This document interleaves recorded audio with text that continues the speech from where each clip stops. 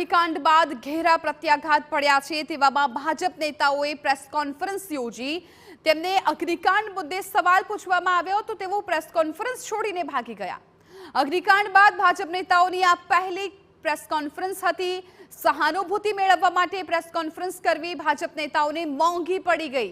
તેઓ એક પણ સવાલનો જવાબ ન આપી શક્યા। આપને જણાવી દઈએ કે આ કોન્ફરન્સમાં રાજકોટ ભાજપના ઉમેદવાર પરસોત્તમ રૂપાલા અને મુકેશ દોશી હાજર હતા। સાથે રાજકોટના mayor Nayana Pedhadiya, standing chairman Jemin Upadhyay પણ જોવા મળ્યા હતા। પરંતુ અગ્નિકાંડ મુદ્દે કોઈની પાસે કોઈ જવાબ નહોતો। દ્રશ્યોમાં જોઈ શકાય છે કે ભાજપના નેતાઓ પોતાનો બચાવ કરીને ભાગતા જોવા મળ્યા અને એવું કહ્યું કે જો ચૂંટણીમાં અમારી જીત થશે તો ઉજવણી નહીં કરીએ। શું માત્ર ઉજવણી ન કરવાથી સમસ્યાનો ઉકેલ આવી જવાનો છે?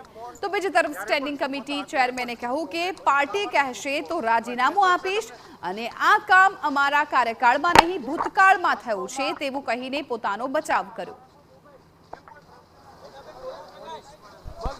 જ્યારે એસઆઈટીની રચના રાજ્ય સરકારે કરી છે, એસઆઈટીની રચનામાં જે કંઈ પણ આવશે એ આપણને સૌને મંજૂર હોવું જોઈએ। એમાં હું પણ મંજૂર છું, માનનીય મેયરશ્રી પણ મંજૂર છે અને જે તપાસનીશ અધિકારીમાં જેના નામ આવે 2021ની મેટર છે। હાલમાં વર્તમાનમાં પાર્ટીએ મને સ્ટેન્ડિંગ કમિટીના ચેરમેનની જવાબદારી આપી। હું 12 સપ્ટેમ્બર 2023થી મને પાર્ટીએ ચેરમેન બનાવ્યો છે। મને 7 વર્ષ 7 મહિના પૂરા થયા, 8મો મહિનો ચાલે છે। આ ઘટના ભૂતકાળમાં બનેલી છે।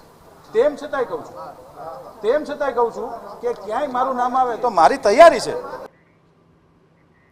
બીજી તરફ અગ્નિકાંડની આખી ઘટના મુદ્દે શું કહી રહ્યા છે રાજકોટના મેયર નયના પેઢડિયા, સાંભળો। આ પ્રકરણમાં આપણે જોઈએ તો અત્યારે ખરેખર આ ફાયર સેફટી દર વખતે રિન્યૂ કરાવવાનું થતું હોય છે, પણ જ્યારે સંચાલકો આવું બધું કામ કરતા હોય છે ત્યારે ચાલશે, થઈ જશે, એના ભૂલને કારણે અન્ય કોઈ બનાવ ન બને તેના માટે થઈને આ તાત્કાલિક ધોરણે ફાયર સેફટી છે એ ઉપલબ્ધ કરાવવામાં આવશે। જેને ફાયર સેફટીના સાધનો વસાવેલા ન હોય અને ફાયર સેફટી લગાવેલી ન હોય અને રિન્યૂ ન કરેલા હોય તેમને નોટિસ આપવામાં।